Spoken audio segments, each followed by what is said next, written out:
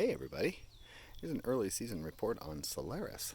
It's a big, huge yellow.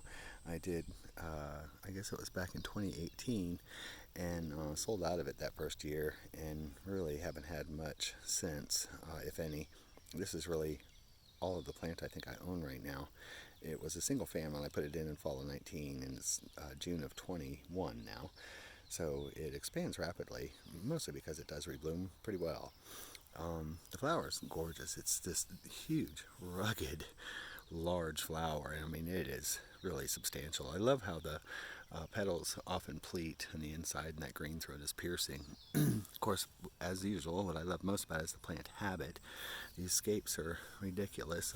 This is kind of an illusion. It looks like rebloom's coming. It's not. This is all one scape. The laterals are very deep and come up and often bifurcate, as this one does. And laterals are everywhere. Terminal Y right here.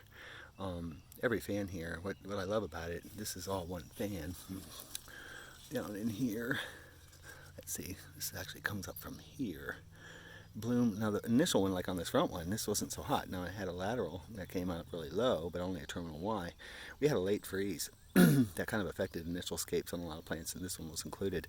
But the good news is that here, if you look at the base of these huge fans, that was the initial one we just looked at, and here's the rebloom coming up right here. So it's ready to bloom. So actually on this plant, you got one blooming and rebloom ready to start at the same time. That's pretty much the case with all of these.